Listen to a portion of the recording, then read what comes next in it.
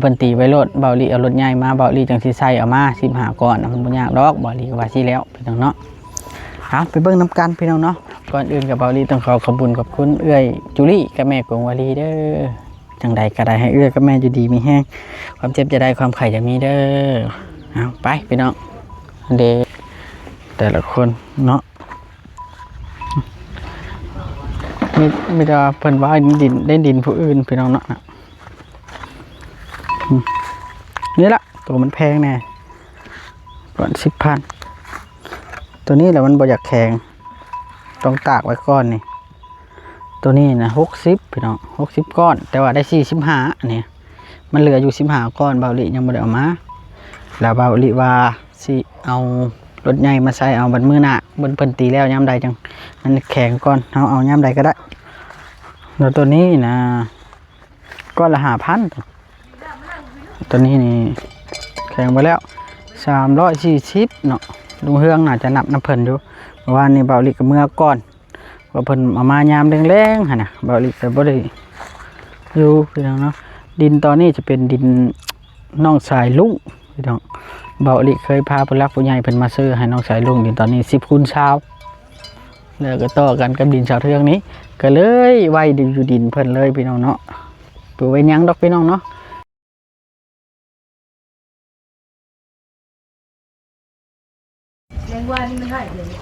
สบายดีพี่น้องสบายดีเด้อพี่น้องทักทายสบายดีเพื่อจะผู้สุคนลมพี่น้องมื้อนี้คือมันฝนสิบ่ตกนี่นะมื้อนี้นะมื้อนี้เข้ามาตรวจสอบอันนั้นพี่น้องเนาะดินบล็อกเพิ่นมาส่งเลยเด้อพี่น้องบัดนี้แต่ว่าคือเก่าพี่น้องเนาะสาวเทืองไปดำหน้ารับจ้างเนาะทีเถอะนี่ล่ะพี่น้องไปดำหน้ารับจ้างรับบายตามภาษาเราทำมาหากินFC ก็น่าสิฮู้จักพี่น้องเนาะว่าแถวเทืองเราคนบ่อยู่ซื่อๆปานใดเนาะคนบ่อยู่ซื่อๆปานใดแล้วก็เราก็ทำมาหากินไปเรื่อยๆหากินไปเรื่อยๆเราบ่ได้แบบว่า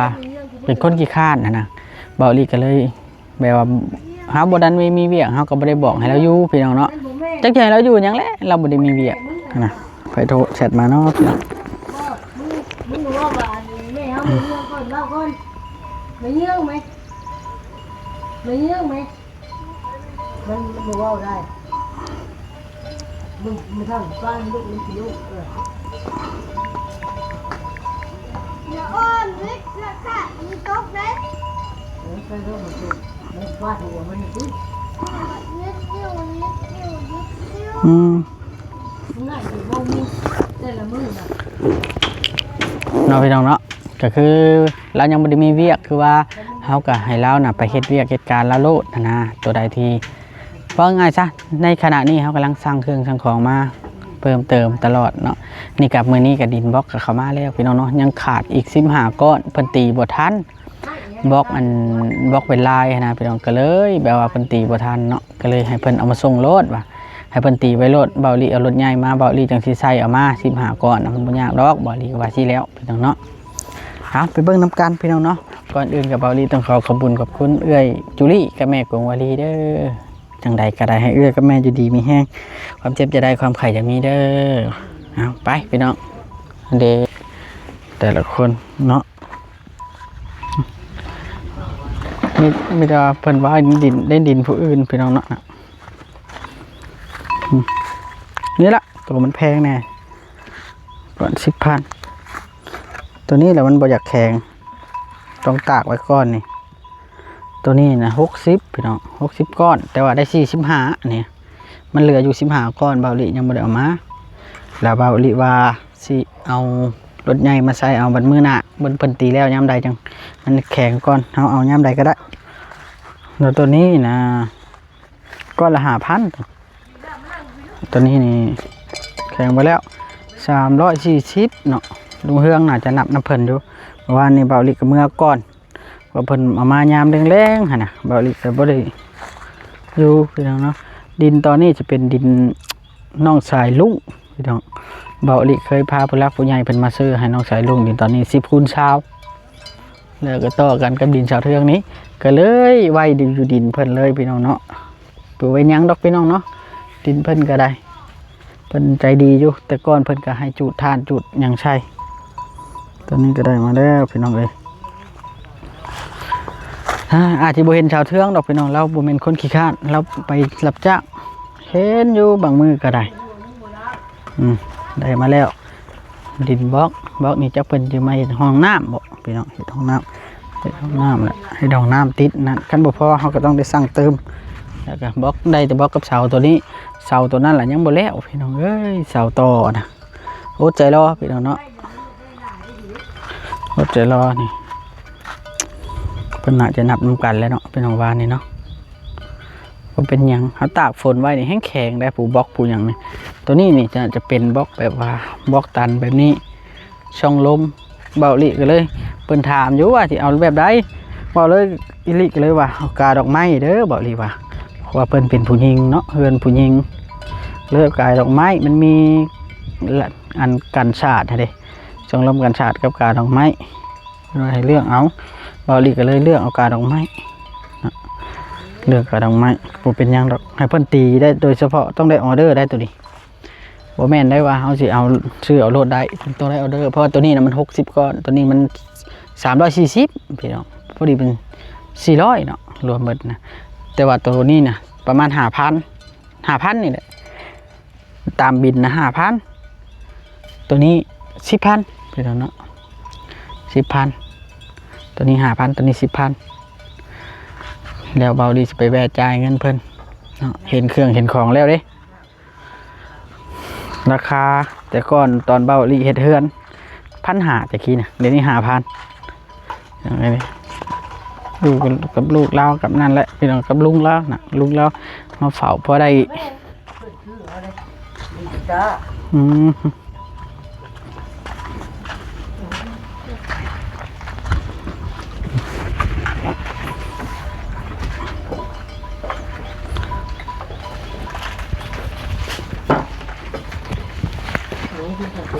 ได้ไม่เท่าปาน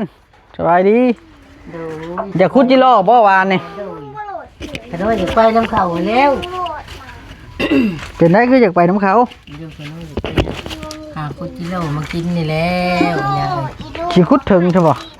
ถึงยู่ยายถึงจักโตล่ะเดี๋ยววันคลิปนี่แหละวันคลิปโตนี่แหละกินได้ขน้อยยากดิจะเปิดดังไรจะเปิดดังไรพูดไปอยู่พูดไปละจิ๊กกี้ไปน้องไปไปหลีดมาไปหัวตำได้ไปน้ำเขาเพื่อนว่ามือหน้าอยากไปมันตู้เอ้ยเพื่อนว่ามือหน้าอยากไปบ่เพื่อนว่าไปเพื่อนไปน้ำเพื่อนบ่มือหน้าโดยขน้อยเหมือนย่ามดำหน้านี่ได้ที่ไปน้ำเพื่อนบ่เพื่อนลูกก้าเลยขน้อยจะไปลูกก้าให้เพื่อนจะเคยลูกบ่โดยเคยอยู่ดำกับขน้อยเคยดำอยู่ขน้อยกันนะเคยดำอยู่โดยลูกก้าดำหน้าขน้อยเคยอยู่มาพี่แล้วขน้อยอันบ่ได้สู้ปานใดลูกก้าอันดำหน้ามีแต่ลูกก้า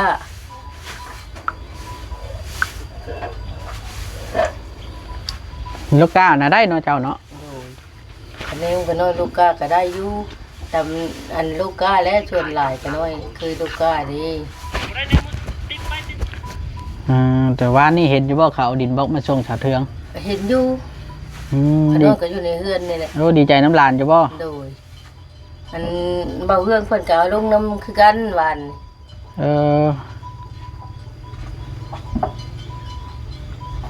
เบาจ้าเอามาส่งวานนี่นะ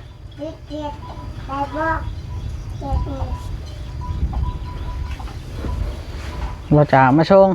ดูก็ได้เห็นเบาจ้ากับลูกเพิ่นเอามาส่งวาน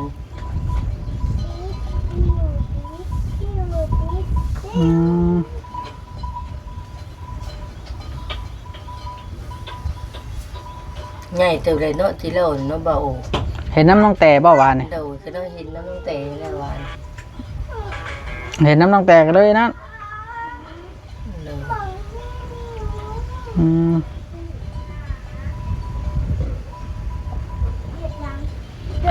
จากแบบใดเนาะเพิ่นบ่ให้จะไปน้ำเนาะวานนี่เนาะค พิ่นว่ามื้อหน้าจะไปมีตู้เอ้ยเพิ่นว่าแล้วก็ขน้อยอยากไปแหล้ขน้อยว่ามันอยากกินนี่แหล้วว่าหญ้าเอ้ย ม เพิ่นบ่ให้ไปแล้วก็จำเป็นแล้วหญ้าย่างกันย่างบ่ฮอดเด้ถ้าขน้อยก็ได้ ย่างก็ย่างบ่ฮอด เด้อ ดีแล้วชาวเทืองแล้วเราไปนั่นเนาะ ไปดำนามัน ไปดำหน้าตลอดเหรอ เด้อ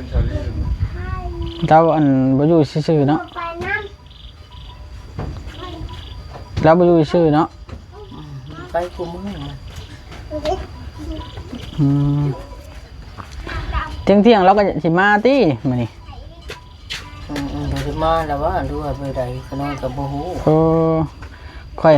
ให้เราไปดำหน้าโลดเพราะว่าตอนนี้ยังบ่มีเวียกเด้ให้เราไปดำหน้ารับจ้าง ผู้ขน้อยแบบเกี่ยวกับป้องผู้ขน้อย เจ้าคือบ่ให้เราไปดำหน้ารับจ้าง มันบ่ไป มันได้หน่อยบ่หรือว่าได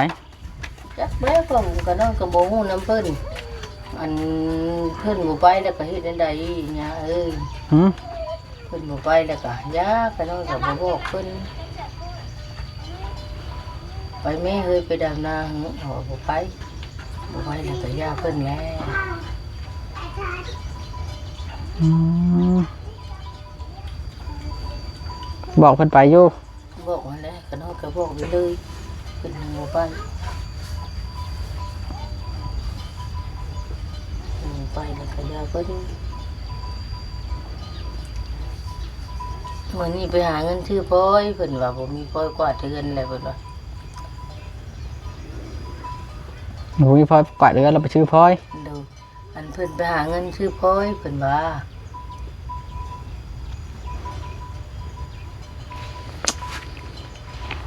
บ่ธรรมดาเนาะ ดู ก็ว่านะไปหารับจ้างดีกว่าไปเก็บกระป๋องนะ แล้วก็น้อยมาแรงคนน้อยสิบอกเพิ่นอีกบอกได้ก็ยันเพิ่นหายก็น้อยได้ เพิ่นบ่มักรับจ้างมาจัก จักก็น้อยก็บ่ฮู้นำเพิ่น เนาะ เมื่อวานนี้ก็น้อยว่าไปดำนาแม่เอ้ยบ่ว่ะบ่แล้วก็แล้วแหละ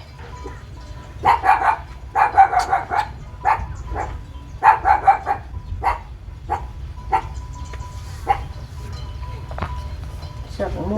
โมงในเพิ่นมัน ช่างมุ่งช่างมองในเพิ่น โดย อืม ชักมันในเพิ่นพวกเพิ่นแล้ว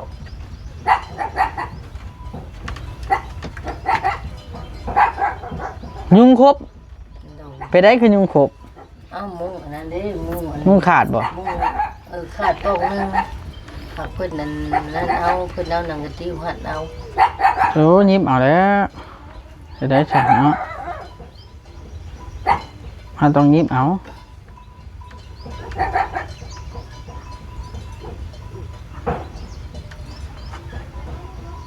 เก็บข้าวบ้านอีกบ่นี่เจ้านะ ขน้อยบ่ได้เข้ามันขน้อยเมื่อยย่าง กินกับยังข้าวมันนี่นะ ขน้อยกินกับทอดไข่อันตูบ่าวบดเอามาให้แล้วทอดไข่ครับอันโตชามน้อยก็เลยทอดน่ะทอดแต่แรงวานนี้แล้วขน้อยกินเช้านี้คืนนี้แล้วบ่ได้กินข้าวแรง พวกขน้อยแบบ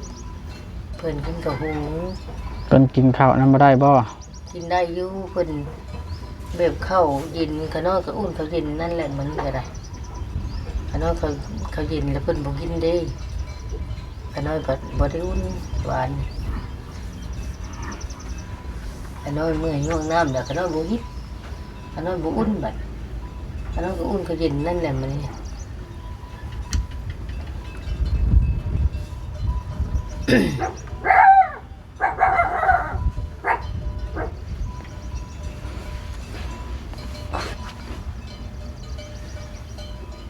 งบริง่วงน้ำไว้เลยหาไปยุ่งน้ำถังมันเด็กๆผู้เจ้า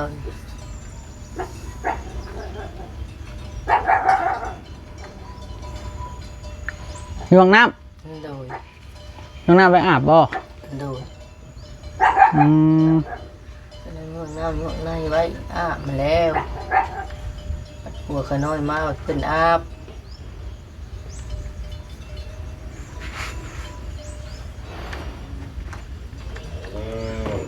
เรื่องน้ำไว้เพิ่นอาบ ดู โอ้ใจดีดีเจ้าเนาะ ขน้อยย่าให้ได้เดี๋ยวนี้ อย่าให้ผัวแล้วพ่อ ดู ใช้ช่วงหนึงว่าไล่ผัวนี่ฮะ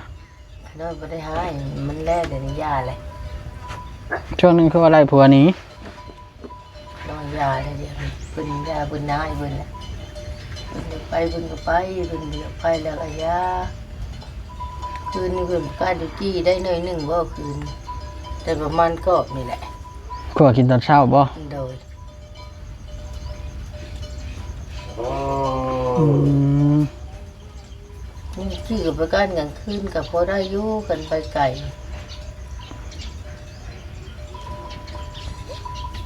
เป็นไหนเวลาสาวเทืองไปหาหน่อไม้มาแล้วแป้งกินอยู่บ่ แบ่งอยู่ หืม แบ่งอยู่ เพิ่นแป้งปันเจ้ากิน โดย เจ้าไปหาเองอยู่บ่เจ้าเคยไปหาเองอยู่บ่ เมื่อวานนี่กับปัวขน้อยเดิ อืม เพิ่นไปซื้อกระป๋องเลยอันเขาให้ว่าเพิ่นว่า เพิ่นเอาให้ โดย ดีไม่เท่าปานเด้ดีละผลคือสิบ่ตกดอกลมเนาะลมปานนี้ อันตามข้าวจะมีทะยุขน้อยนั่น เป็นอะไร นั่น สิตกอยู่บ่ สิมีพายุถึงลมถึงฝนเพิ่นว่ามื้อนี้แหละ มื้อนี้นะ ตอนเที่ยงเพิ่นข้าวนี่มีทะยุขน้อยอะคืนนี่น่ะ ตอนเที่ยง ตอนเที่ยงนี่แหละว่าถึงลมถึงฝนว่ะ ช่างว่าแท้เนาะ เอ้าขน้อยก็ได้ยินข้าวมีทะยุนะจักแม่นบ่มี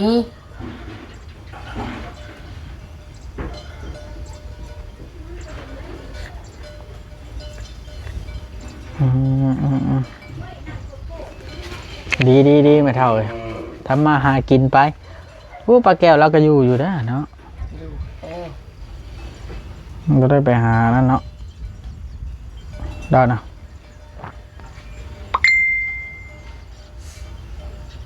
บ่ได้ยาบ่แม่นเว้าแต่มันดอก หืม แบบมันเป็นเมื่อยเดิยา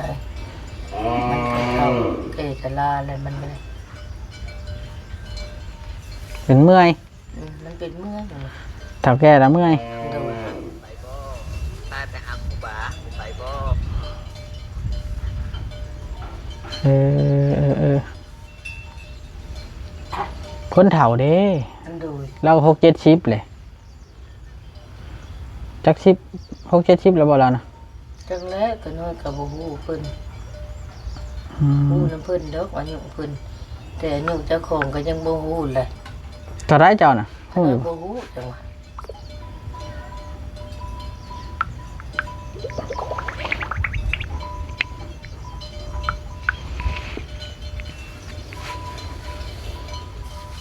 50เจ้าเนาะ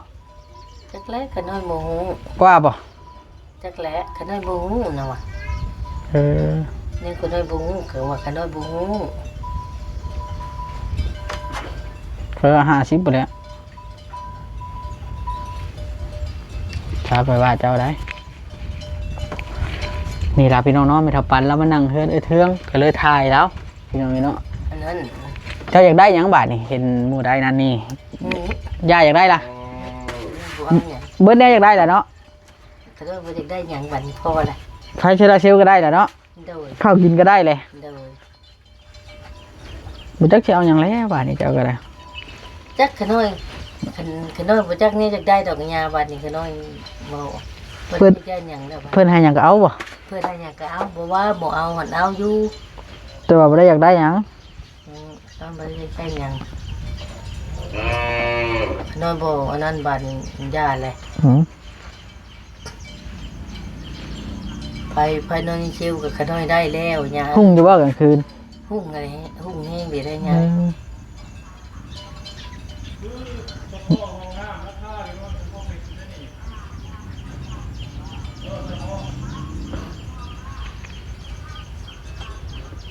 อ ดีเอาโอเคบัดนี้ โดยสบายดี เลยสบายดีอยู่ดีไม่แห้งบัดมีโอกาสจังไปคุดเด้อแมงจีรอเด้อ โดย มีโอกาสจะจังไปคุดแมงจีรอนะโอเคพี่น้องเด้อสบายดีพี่น้อง